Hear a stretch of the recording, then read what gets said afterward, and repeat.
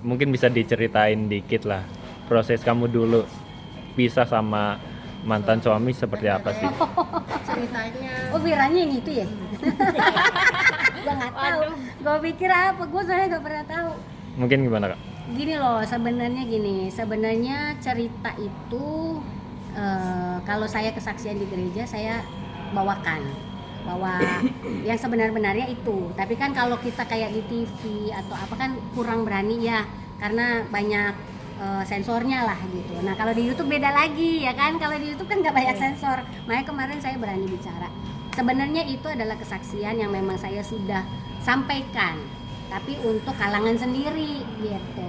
Ya sejujurnya seperti itu. Jadi sebenarnya saya menikah sama Sandi itu secara Kristen, dan memang pisahnya itu bukan karena saya nggak setuju tadinya dia pindah gitu ya, dia pindah kembali ke keyakinan waktu dia lahir, tapi waktu saya menikah itu kita masih sama-sama Kristen gitu kan, memang sudah Kristen lah istilahnya gitu, bukan saya mengkristenkan. Dan buat saya kalau dia mau pindah waktu itu saya setujui karena kita udah punya anak-anak. Dengan istilahnya berat hati saya ikhlaskan dia pindah. Tapi pada saat dia baru pindah loh ya, baru 1 bulan atau belum 1 bulan dia suruh saya sama anak-anak pindah. Nah itu yang saya nggak setuju. Kan yang namanya orang pindah belum tentu memberikan contoh yang baik karena dia baru pindah, belum ada buah lah istilahnya buat kami ya.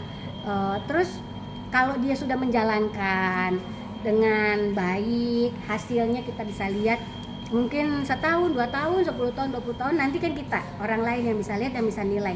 Kalau memang dia menjadi lebih baik lagi, nggak ada salahnya kita contoh, ya kan? Itu maksud saya.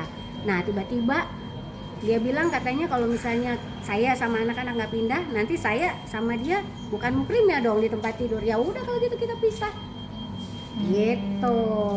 Jadi inti masalahnya di situ, bukan saya tidak setuju dia pindah, tapi justru saya tidak setuju saya disuruh pindah. Kaget nggak sih dengan perubahan yang dialami oleh mantan suami, dan gimana Kak Tessa buat ngejalani proses itu? Maksudnya Proses perpisahannya. Perubahan pada saat nikah atau setelah nikah? Setelah nikah, Setelah pas nikah. dia minta. Justru setelah nikah yang saya lihat ya saya agak miris gitu, karena kan harusnya dia pikir ya dia punya anak-anak, bagaimana kalau anak-anak Google tentang jalan hidup dia setelah pisah dari saya, di mana dia ya gitu kelakuannya gitu loh. Menurut saya itu malah justru memberikan contoh yang nggak baik gitu loh. Kok dia malah pindah, kok malah jadi kacau kehidupannya gitu. Jadi buat saya segala sesuatu harus ada buktinya dulu gitu loh. Kalau dia semakin baik, jangan dia yang ngomong, tapi orang lain yang lihat, orang lain yang memberikan komen, harusnya begitu. Tapi sebelum memutuskan, kan Kak Tessa tadi bilang kalau kita nanti diranjang nggak mungkin, Iya. semua pisah. Itu sebelumnya nggak Diskusikan. Ya. Sudah, makanya.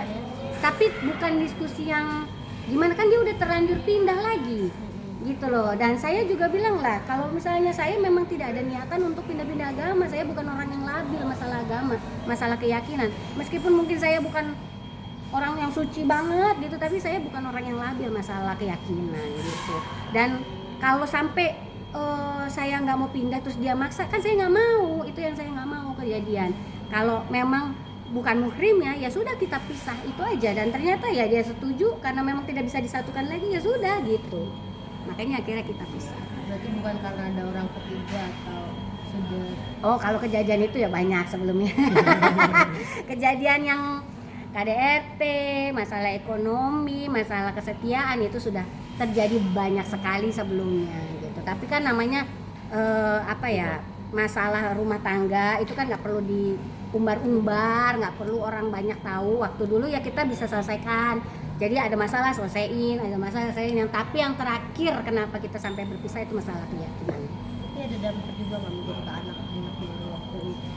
Waktu kita masih sama-sama, waktu kita ada kayak berantem di rumah, teriak-teriakan sampai apa sih, seluruh rumah bisa bukan rumah tapi di kamar, karena kita di kamar ya, tapi berantakan semuanya wah diberantakin, dipecah-pecahin lah sama Sandi dulu ya. Anak-anak agak stres dulu. Jadi itu ya namanya anak-anak ya gitu. Jadi makanya saya nggak kepengen tuh sebenarnya ada kejadian seperti itu. Makanya saya pengennya kalau saya nanti punya suami yang akan datang, karakternya itu nggak kasar seperti itu juga. Nggak mau, karena nggak baik lah buat anak-anak. Meskipun anak-anak udah gede ya, tapi kan tetap nggak bagus. Sekarang udah gede masih suka mungkin kepikiran atau Enggak sih, enggak. Mudah-mudahan enggak ya, karena memang juga anak-anak nggak terlalu dekat sama bapaknya. Oh. Ya mungkin itu salah satu resikonya, karena anak-anak punya dampak yang kurang baik waktu kecilnya. Jadi anak-anak juga nggak dekat sama bapaknya. Kebetulan bapaknya juga bukan family man, jadi ini sekarang aja udah berapa lama nggak ketemu ya fine-fine aja anak-anak. Dan kamu ngejalanin proses perpisahannya yang tidak mudah seperti apa? Kemarin sih lumayan mudah sih prosesnya, nggak terlalu susah. Karena memang sama-sama sudah setuju untuk pisah, karena memang sudah sama-sama nggak bisa disatukan gitu kan. Dia nggak mungkin pindah lagi, balik lagi ke Kristen, saya juga nggak mungkin pindah gitu kan. Jadi waktu proses perpisahannya mudah. Tapi setelah itu dia ada ngerecokin lagi. Kan saya sampai 2 kali tuh ke pengadilan kan, masalah hak asuh anak, masalah harta gono gini. Jadi setelah cerai masih aja ngerecokin hidup saya, itu yang repot. Sampai sekarang Ya sekarang kalau dia lagi ada pasangan, baik, anteng dia mah. Mendingan dia punya pasangan terus deh. Masalahnya kemarin kawin cerai mulu sih. Jadi pas udah sendiri lagi pusing ngerecokin gua lagi gitu. recoknya tuh minta. Ya gitu ya, kayak gitulah. Ngurusin gua punya pacar siapa dia ngurusin, ya ngapain ngepoin. Urusan kita udah masing-masing, say. Saya udah bahagia dengan kehidupan saya sekarang. Oke Kak Tessa, terakhir mungkin gimana nih kuatnya ibu kamu mungkin yang cerita-cerita kamu itu? Ya itu sebenarnya juga ya sama, kita sebenarnya sudah menyampaikan itu di gereja sebagai kesaksian kami keluarga, dan mungkin sekarang semakin ke blow up karena ya udah ada banyak ya yang namanya aplikasi-aplikasi kayak TikTok apa segala macem, makanya makin banyak yang tahu. Ya memang sebenarnya tadinya saya pikir orang-orang pasti pada banyak yang nanya, kok nyokap lu kuat, kok lu enggak, tapi kan masalah kita beda.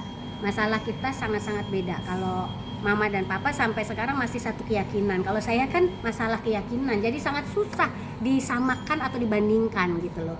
Dan kalau mama itu memang ya, kalau saya sekarang pribadi sangat bangga dengan mama papa saya, dimana mereka sampai sekarang masih bersatu. Bahkan kita benar-benar jadi keluarga yang harmonis sekali gitu ya. Mama papa juga kemana-mana harus berdua, nggak bisa lah sendiri gitu ya. Pelayanan lah, apalah semuanya dijalanin berdua. Dan memang saya lihat ya karena kegigihan mama saya menghadapi apa yang terjadi kemarin, akhirnya ada buahnya bahwa segala sesuatu memang sebenarnya ada batasnya. Cuman masalahnya orang-orang pada kuat apa enggak. Kalau mama saya sampai 29 tahun kuat gitu, saya juga mungkin belum tentu kuat gitu kan. Nah tapi segala sesuatu tetap ada batasnya, dan ternyata memang ujungnya adalah bahagia. Kita bisa lihat mama papa saya gitu, karena pada akhirnya mereka bahagia gitu loh.